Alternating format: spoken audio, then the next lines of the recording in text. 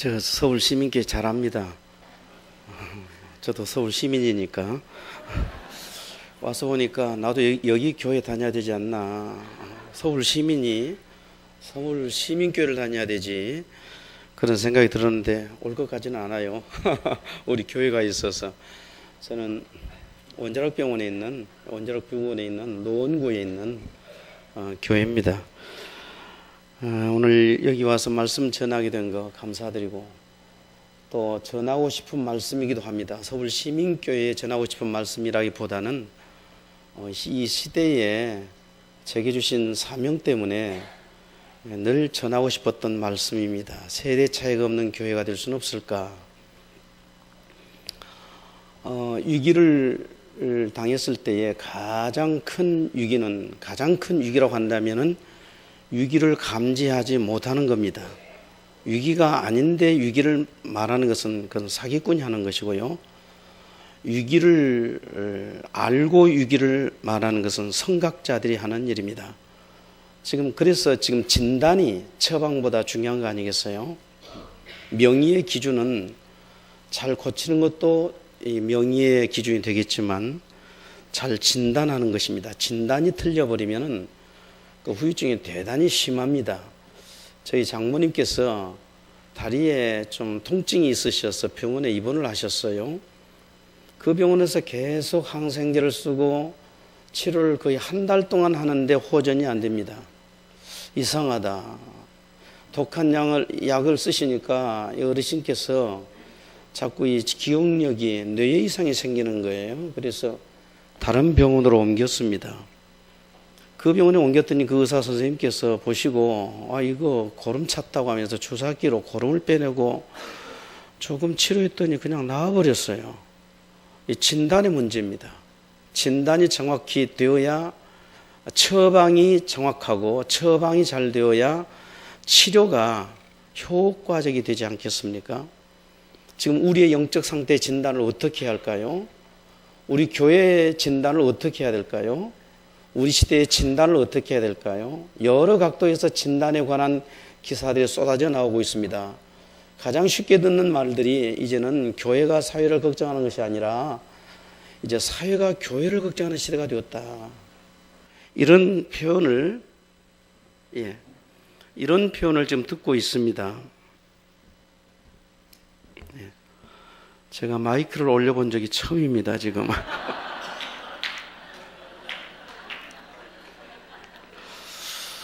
이런 즐거움을 한 번 더 누리기 위해서 내렸다고. 이 진단 문제가 얼마나 중요한지, 영적 진단이 잘못되면은 영혼 문제가 심각해집니다. 육적 진단이야 70년, 80년 육신 문제지만은 영적 진단 잘못되면은 어찌합니까? 잘못된 인도자를 만나서 천국인 줄 알고 갔는데 지옥이었다면, 우리가 잘 알듯이 그 지옥문 앞에서 쭈그리고 앉아 있는 로댕에 생각하는 사람, 그 고뇌를 우리가 해야 되지 않겠어요?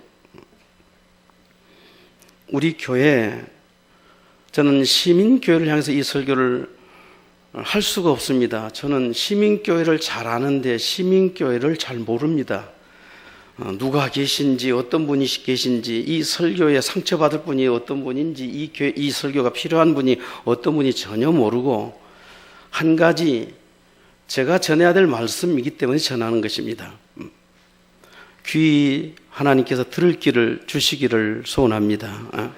성령께서 이 시간 저를 통해서 하시는 말씀이 우리 교회에 들려질 수 있다면 우리 시민교회가 얼마나 복될 것인가. 저는 우리 시대에 교회가 많은 위기를 만났다는 말을 계속 듣습니다. 그런데 오늘 보니까 우리 서울 시민교회 희망이 저의 마음속에 밀려 들어오는 것은 이 앞에 있는 아이들이잖아요.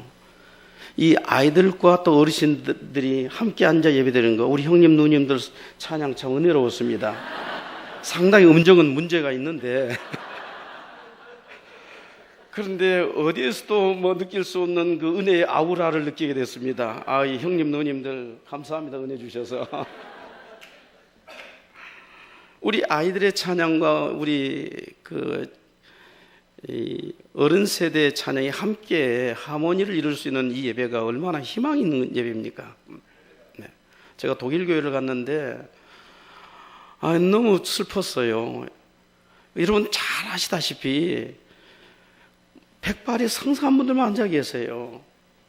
거기 앉아서 예배를 드리는 순간에 언젠가 우리 한국교도 저렇게 될 건데 라는 예감이 들었습니다. 아니나 다를까 영국에서 온 어떤 유력한 교수님이 한국교회에 세미나를 오셨다 가시면서 이 한국교회 세미나를 오셨다 가시면서 한국교회에 곧 침체할 것이라고, 그때의 1980년대 후반 얘기입니다. 그런데 그때의 그 교수님 얘기를 제가 이게 간접적으로 들었습니다만, 이 언론을 통해 들었습니다만, 그분이 그런 얘기를 해요. 당시 목회자 세미나가 엄청 많이 열렸습니다. 1년에 거의 500-600번씩 500-600번씩 목회자 세미나가 열렸습니다. 그러면 하루에 평균 2번 이상 열린다는 얘기 아닙니까? 그런데 그 목회자 세미나가 거의 가다 목회 방법론적 세미나를 하고 있는데, 자기는 성경신학, 성경 헬라어 히브리어 원어를 가지고 성경 세미나를 하는 세미나에 강사로 왔는데 30명 모이는 것을 보고, 교회를 성장시키는 세미나에는 저렇게 2,000명, 3,000명 모이는데 성경을 연구하는 세미나는 어떻게 30명 모이느냐, 한국교회 앞으로 빈다, 이 진단을 하고 돌아가는데 그분이 성질이 나서 그런 것 같진 않아요. 그게 한국교회 미래의 강단의 미래를 본 것 아니겠습니까? 지금 교회 위기를 조장해서 협박해서 성도님 여러분들을 위기의식을 조장하기 위해서 제가 이 설교를 한 것이 아니고, 우리가 객관적으로 정확하게 진단을 좀 해보자는 것입니다. 우리의 일반적인 가장 상식적인 측면에서 한국교회 내년이 더 좋아지고 10년 후가 더 좋아지고 50년 후가 더 좋아질 수 있다는 확실한 트렌드를 우리가 보고 있다면 이 설교는 협박 설교입니다. 또 하나, 우리 교회 장년부 교육세대와 기성세대의 숫자가 적어도 60년대 그 시대처럼 교육세대가 장년세대보다 최하 1.5배, 2배가 된다면 제 설교는 협박설교가 됩니다.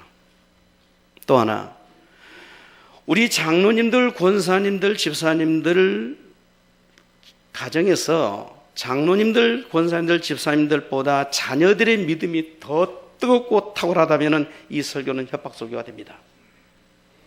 그러나 그렇지 않다면 이 설교는 조금은 필요한 설교가 되지 않을까 싶습니다.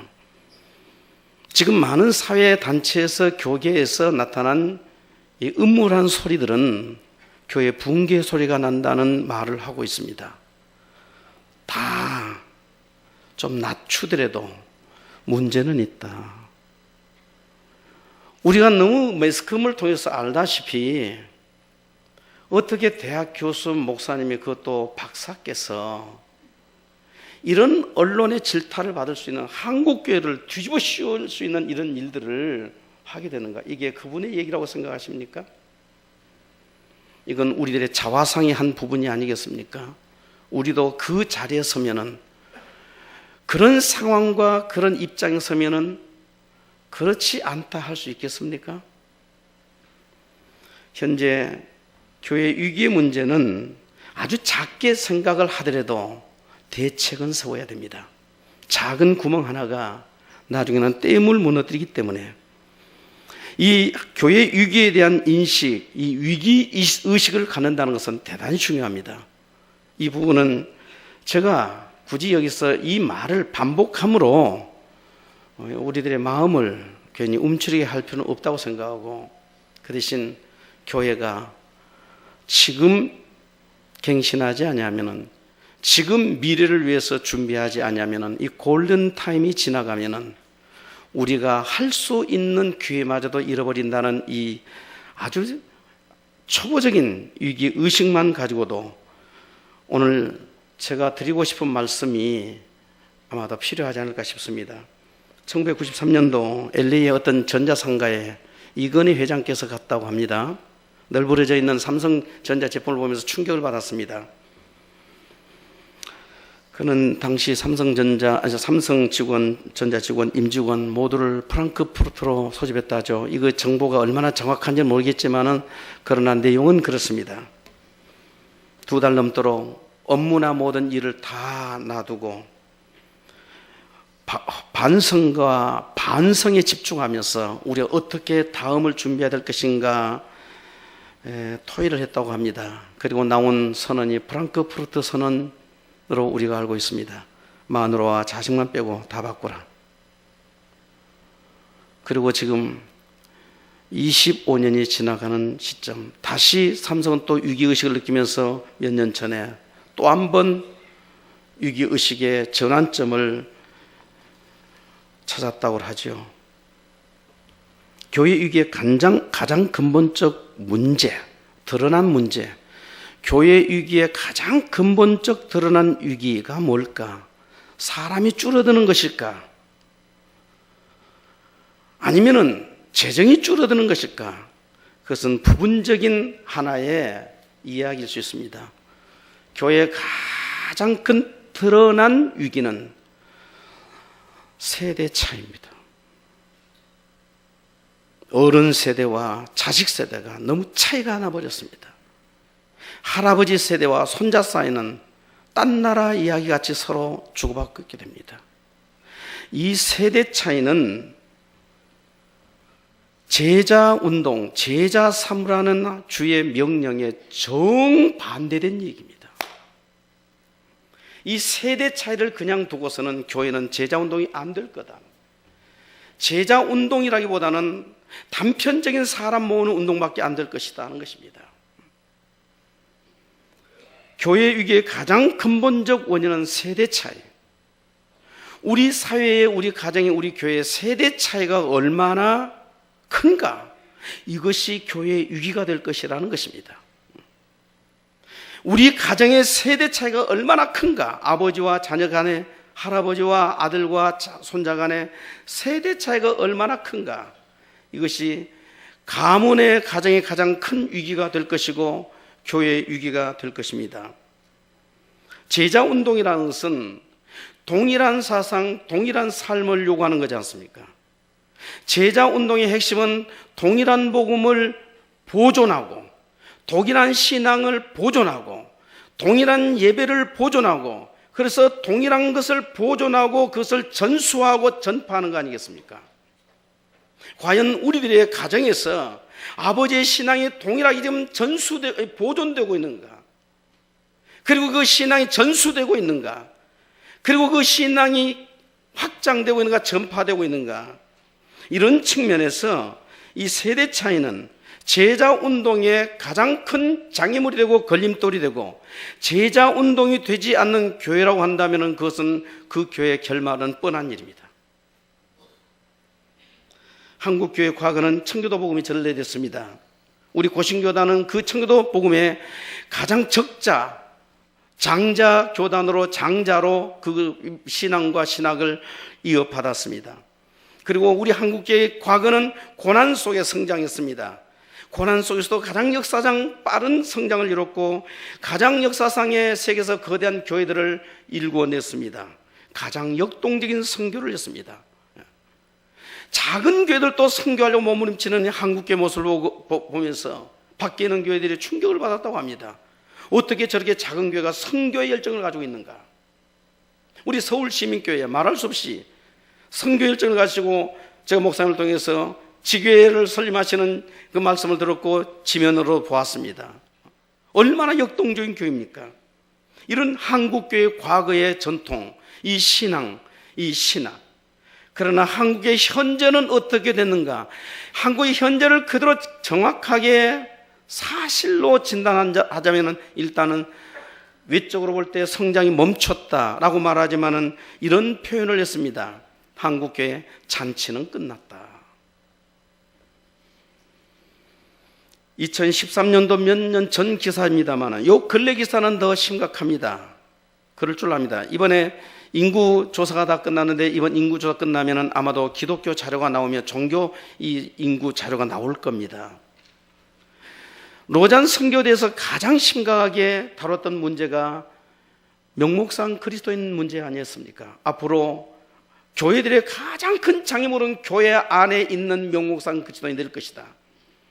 나부리 공동체를 일궜던 프란시스 쉐퍼 박사가 교회들 현대교회를 향해서 심각하게 경고했던 것이, 교회의 현대교회의 적은 공산주의가 아니고, 그 당시로 볼 공산주의가 가장 큰 적으로 보였지만 공산주의가 아니고 교회 안에 밀려들어오고 있는 세속주의다. 그렇게 진단한 지 반세기가 지난 다음에 지금 한국교회 또는 세계를 향해서 이 로잔 선교대에서 걱정했던 것이, 교회의 가장 큰 위기 장애물은 무엇이냐? 교회 안에 있는 명목상 그리스도인들이다. 이렇게 진단을 하고 이것을 어떻게 해결해야 될 것인가라는 고민을 하기 시작했습니다. 위기의 실상, 위기인가? 이걸 아는 것, 이 위기의식, 이 위기의식이 우리를 하면 일깨우게 만들고 경각심을 갖게 만듭니다. 이 위기의 성찰, 왜 위기가 왔는가? 이 위기의 근본적 원인이 뭘까? 제가 오늘 여러분에게 말씀드린 세대 차이의 원인은 뭘까? 하나님께서 왜 우리에게 제자를 삼으라고 하셨는데 우리는 교회 안에서 이 제자 운동이 점점 열버져만 가고 있는가? 저는 이 부분을 부족하지만 고민하며 생각하는 30년을 보냈습니다. 어떻게 하면 교회가 제자운동에 성공할 수 있을까? 30년이 지나오면서 목회를 해보면서 몇 가지 발견한 것이 있었고, 그 다음에 경험하고 실험하면서 또는 목회하면서 얻은 소득이 있습니다. 이것은 교육의 실패다는 것입니다. 교회 교육의 실패다. 교육의 실패가 왜 왔는가? 교회가 교육을 실패했다면 성경을 가르치지 않았다는 말도 아니고, 교회에서 교회 교육을 열심히 하지 않았다는 말도 아닙니다. 한국 교회만큼 얼마나 교육에 열심을 냅니까? 그런데 왜 교육이 실패라는 얘기가 나온 겁니까? 이것은 가정교육의 실패다.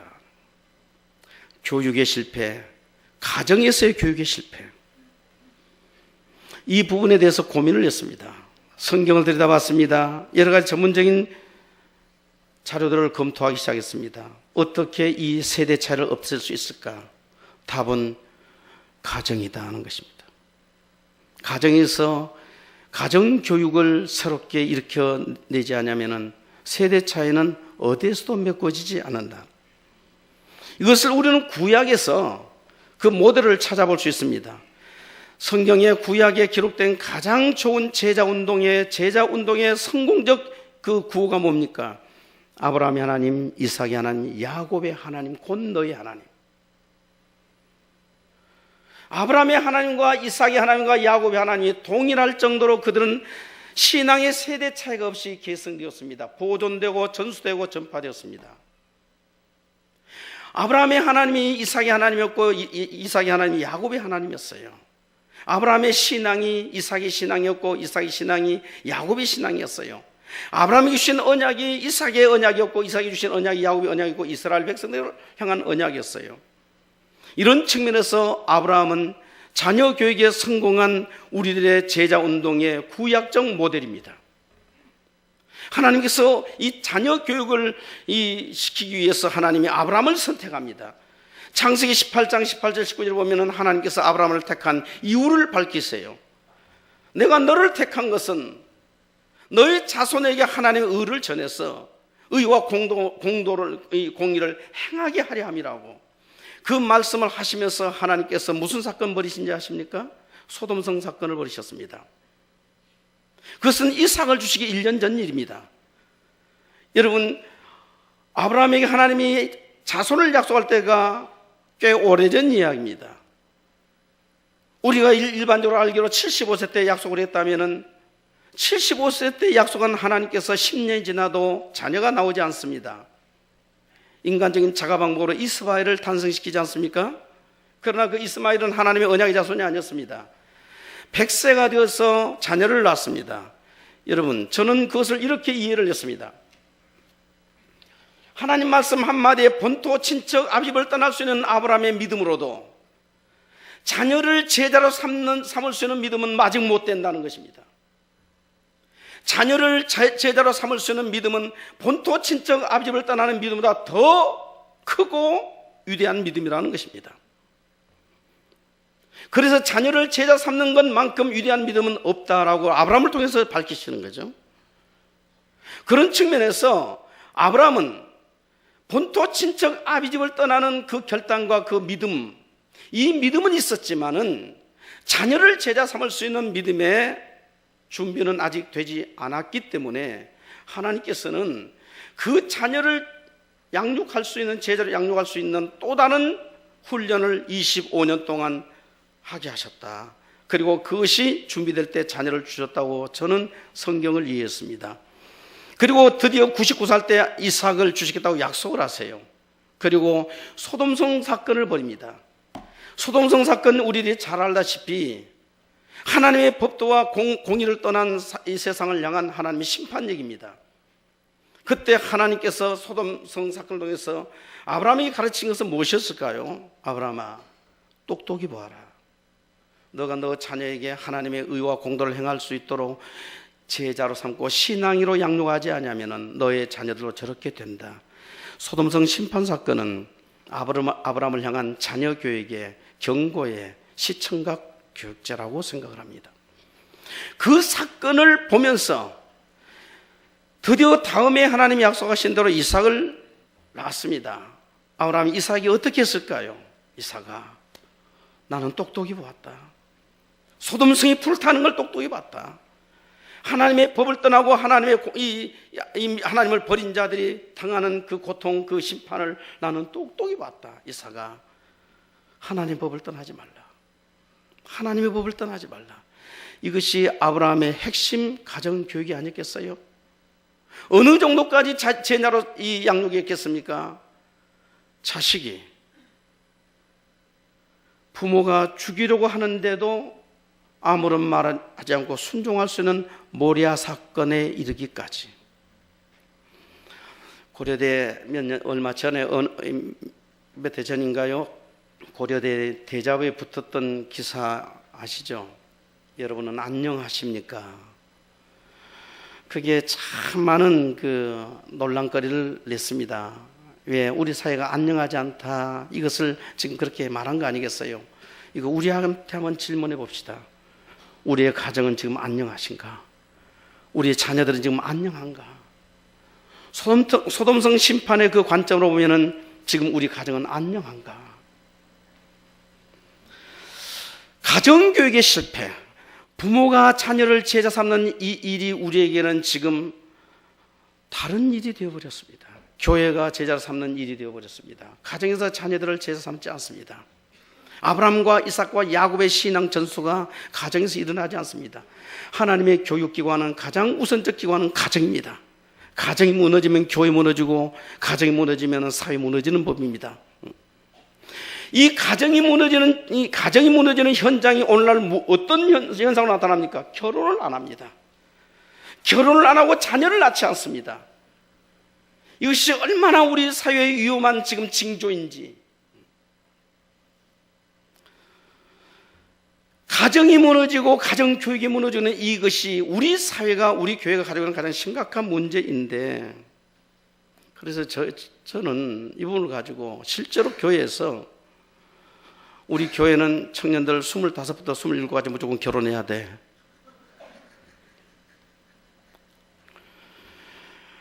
그리고 협박 공갈까지 합니다. 일찍 결혼해야 돼. 그리고 자녀는 5 낳아야 돼.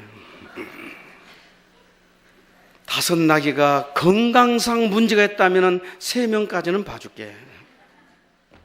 그래서 제 아들을 25세 결혼을 시켰습니다.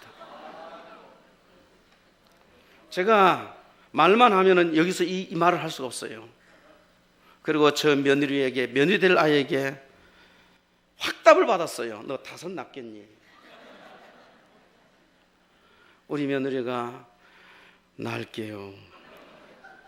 그건 콩깍지 씌인 거죠.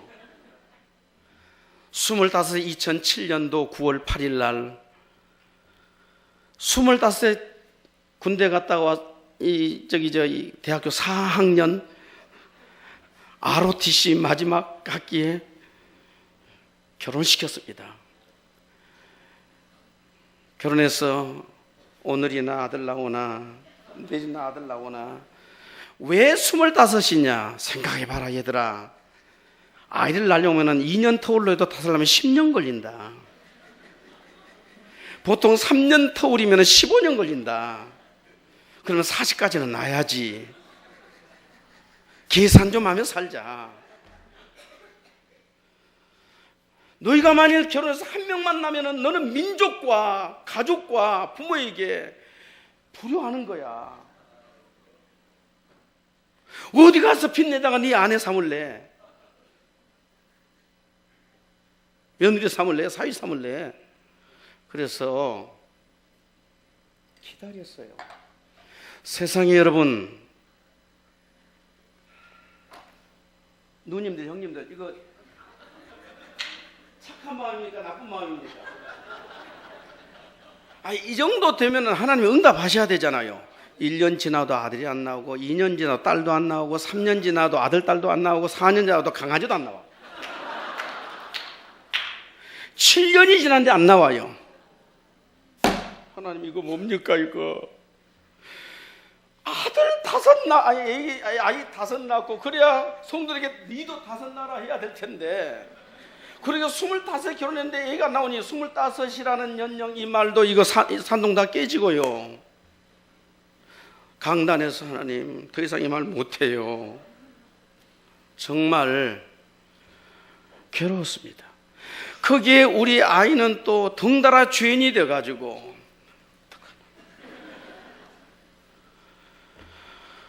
하나님 앞에, 하나님 이런 기도를 다 하게 됐어요. 죄송한 표현이지만 뇌성마비라도 좋사오니 아이 주세요. 생명을 주세요.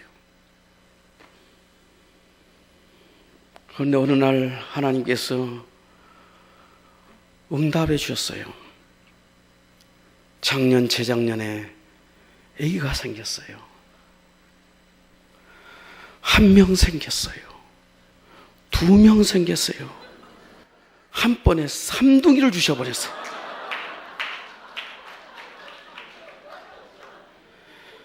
그것도 아들 그러면 이거 어떻게 그 선모 삼아도 다 키웁니까?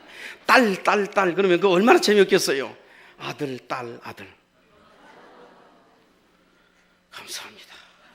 감사합니다 하고 100일 잔치를, 100일 예배를 드리고 감사했어요. 하나님 7년 세월을 하나님이 한 번에 속량하셨네요. 그리고 한참 지났더니 아들이 와서 그래요. 아버지 또 생겼어요. 그래서 뱃속에 또 하나 있습니다. 올해 돌 지났는데, 1월 달에 돌 지났는데 7월 달에 또 나옵니다. 넷. 그래서 제가 제 며느리한테 5 낳으란 말은 차마 못하겠다. 알아서 해라. 그리고 내가 5째 이름은 지어놨다.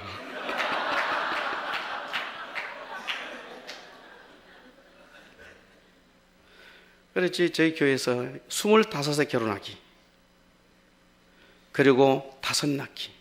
그러면서 제가 정말로 가슴에서 우리 청년들에게, 우리 SFC 운동원들에게, 주일학교 아이들에게 애탄 마음으로, 사랑하는 마음으로, 얘들아 열방을 위해서도 순교하는데 왜 내 가정을 위해서 순교 못하니?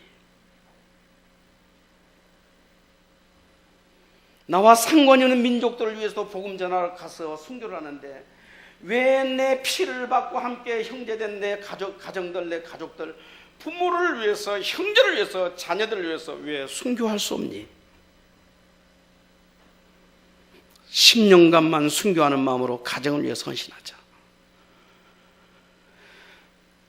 너희들이 가서 전도해서 제자 삼아봐라. 10년 목회에도 목숨 걸 제자 1명 나오면 성공했다는 말을 나는 선배 목사님에게 들었다.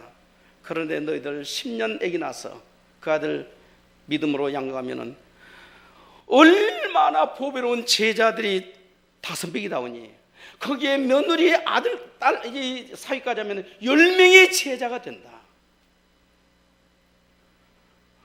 하나님이 기뻐하지 않겠냐?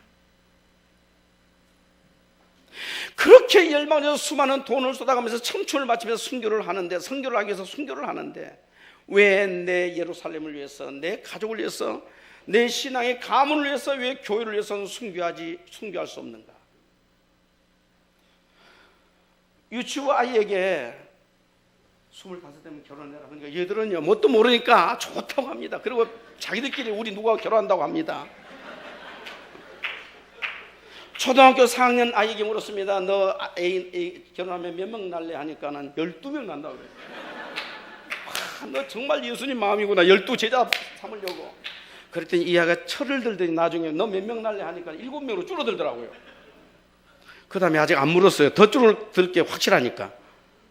그러나 여러분, 이제는 5 낳아야 돼.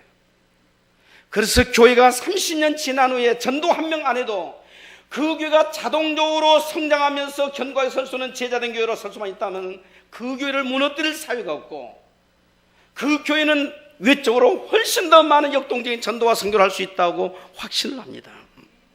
부모여 자녀를 제자 삼으라. 아브라함아, 이삭 1명 제대로 키워라. 이삭 1명 키우고 그 이삭은 야곱을 키우고 야곱은 요셉을 키울 때에 아브라함, 이삭, 야곱, 요셉의 4대가 일어나니까 요셉 때에 애굽을 장악합니다. 이것이 자녀를 제자 삼는 하나님의 지혜입니다. 제자 삼으라는 하나님의 능력입니다.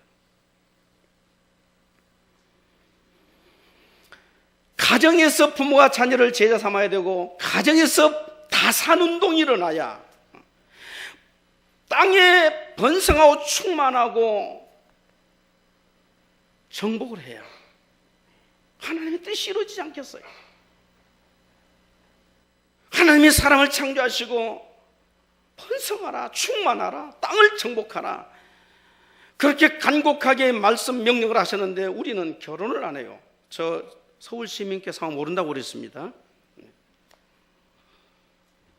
결혼을 하시는 분이 있는지 없는지 모르겠지만, 그러나 중요한 것은 가정은 하나님의 방법입니다.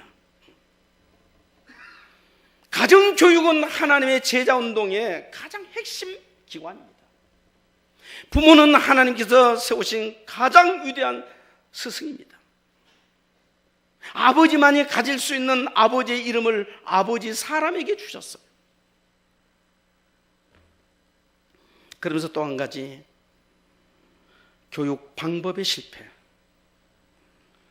성경 말합니다. 부지런히 가르치라. 성경이 가르치라 했을 때 이것은 색이라는 말로 우리가 다 이해하실 겁니다. 색인다. 우리는 감동 주고 이해시키려고 교육을 시켰습니다. 감동과 이해는, 감동은 쉽게 사라지고 이해는 쉽게 잊혀집니다. 오늘 감동받는, 은혜 받은 이 하나님 은혜에 대한 감동이 얼마나 갈까요? 바로 주차장 가서 내 차를 한 번만 누가 건드려놨으면 그 은혜 다 쏟아집니다. 오늘 들은 이해된 말씀이 얼마나 오래 갈까요? 3일이 지나지 않습니다. 하나님은 그런 불확실한 교육을 시키지 않았어요. 하나님이 새기는 교육은 새기는 겁니다. 이 새김의 핵심은 반복입니다. 반복하고 반복하고 또 반복하고 반복해서 체질이 되게 만드는 거예요. 체질이 될 때까지 같은 것을 반복하는 거예요. 어려서부터. 그러나 우리의 교육은 대부분 감동과 이해 쪽으로 초점이 맞춰 있어서 은혜 받고 나서 곧 잃어버리고 잊어버리고 삶의 체질이 안 되는 한계를 가지고 있습니다. 이것을 어떻게 극복해야 될까? 저희 교회가 제자 훈련을 다음 세대 교육이라는 이 사명을 가지고 몸부림을 쳤습니다. 주일학교에 전력을 쏟았습니다. 주일학교 부흥했습니다. 그러나 확실하게 하나 본 게 있었습니다. 부모가 예수님 믿지 않은 아이들은 주일학교에 왔다가 중학교 때 거의 절반, 고등학교 때 또 떨어지고 대학교, 그 다음에 OT 한번 갔다 오면은 비실비실 다 웬만치 않으면 한 5% 남는다죠. 이게 얼마나 어떻게 보면은 아까운 일입니까? 왜 그럴까? 부모가 교회를 다니는 예수 믿는 자녀들은 어려서부터 뵌 거예요. 저는 3대째 믿어온 사람입니다. 저희 할아버지가 장로님이셨어요. 저희 아버지 어머니는 집사님으로 하셨고 제가 3대고 제 아들이 지금 예수님 믿고 있으니까 4대고 손자까지 5대입니다. 그런데 저는 주일 성사하는 거 전혀 거리낌이 없어요. 주일날 돈 안 쓰는 거 전혀 거리낌이 없어요. 주일날 예배 드리는 거 전혀 거리낌이 없습니다. 불편하지가 않아요. 왜냐? 어려서 체질이 돼 있어요. 그런데 이해에서 감동받아 살려하는 사람들은 이 싸움의 체질과 이해와 감동과의 싸움이 치열해요. 감동이 약해지면 체질대로 가버려요. 그래서 보니까 결론이 예수님을 믿지 않는 가정의 자녀들은 웬만해서는 제자로 남지 못한다는 이 한계, 수치적 증거를 보았습니다. 그 아이들이 나중에 돌아오긴 돌아올 겁니다. 그러나 여러분 20대, 30대, 40대, 50대 하나님을 위해서 일해야 될 황금기를 다 세상에 쏟고 폐잔병에서 돌아온 경우들이 많다는 겁니다. 이것이 얼마나 교회로서는 아픈 일입니까? 우리가 새기는 교육을 잘 못하고 있다. 그래서 어린이 신학교를 세웠어요. 1999년도에 이 경기도 포천에는 일동에 어린이 신학교를 세워서 대형 버스를 운행하면서 날마다 8시 반에 이 통학을 하면서 거기에서 예배 훈련 시키고 오후 5시에 돌아오게 만들고 4살, 5살에서 7살 아이들을 그렇게 교육을 시켰습니다. 정말 그 아이들이 부모들보다 더 믿음이 좋은 것처럼 보였어요. 그런데요, 그 아이들이 초등학교 들어가더니 초등학교 4학년쯤 가니까 애들이 비슷해져요. 6학년 또 중학교 가니까 겉으로는 확실히 같아져요. 부모 앞에서는 잘하는데 보니까 똑같아요. 교육 문제다. 그래서 대안학교를 세웠습니다. 3년 전에 대학교를 세우고 대학교 안 가도 괜찮을 아이들만 보내세요. 교회 앞에 선포를 하고. 대학교 안 가도 괜찮아요. 우리 대학교 보낼 자신 없습니다. 대학교 안 가도 괜찮아요. 정말 믿음과 영성과 인성의 가치를 아는 가정에서는 자녀들 이 학교 보내세요. 그랬더니 뜻밖에도 30여 명의 아이들이 왔어요.